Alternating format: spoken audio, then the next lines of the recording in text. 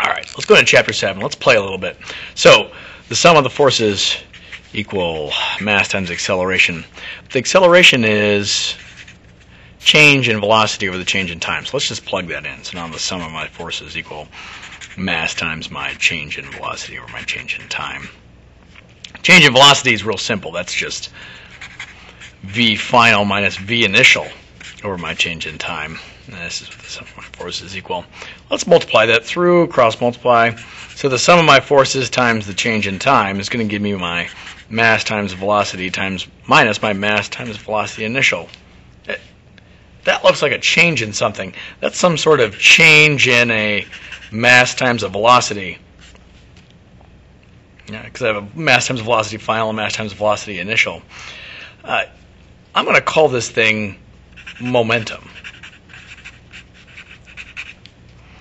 And this force times a change in time, that's how long the force acts. Oh, that's pretty cool. I'm going to call that a force times a delta t.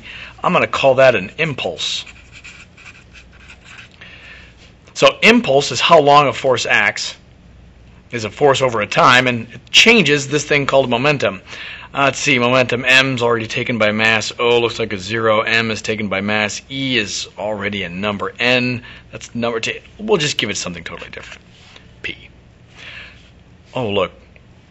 Velocity is a vector. P is a vector. But this is force times time. That's impulse. I, that shows up later. M is mass. P is already taken. So we're going to call this J.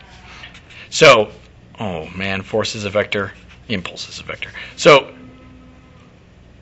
impulse changes momentum. So, another way to write J is delta P.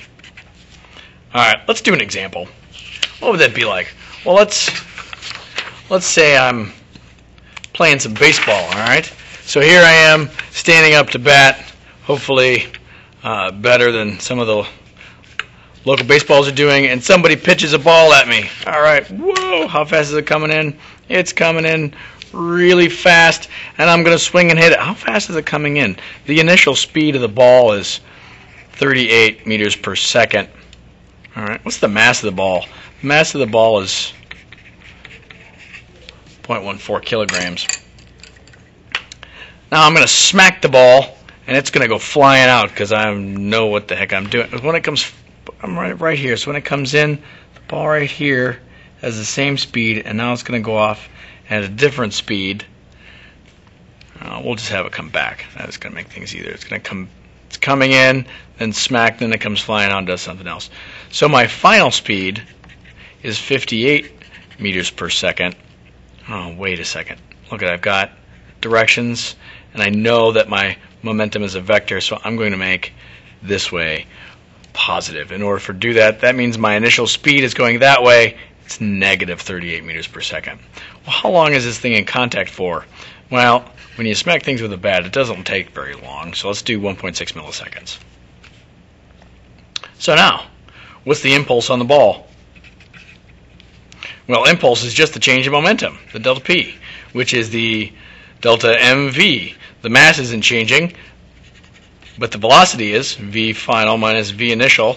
So let's find out what that is. The mass is 0.14 times v final, which is 58, minus v initial, which is negative 38. Multiple. What is that thing?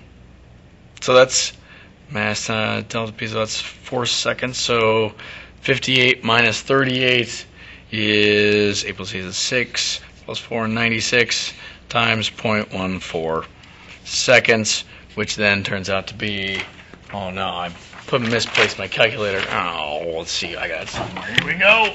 I didn't have this one done already. So I've got 0.14 times 96, and that equals 13.44. Now this is force times, this is a change in momentum. This is an impulse. Impulse is force times time, so it has a unit of Newton seconds. 14.4 Newton seconds. That's how much impulse there is on it. But now, what is the force on it?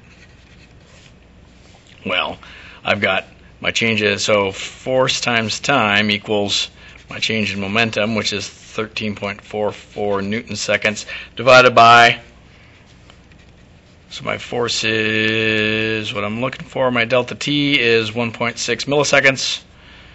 0.6 milliseconds, and that's got to equal 13.44. So this is 13.44 divided by 1.6 times 10 to the minus 3. That turns out to be divided by 1.6 exponent 8,400 newtons. Yeah.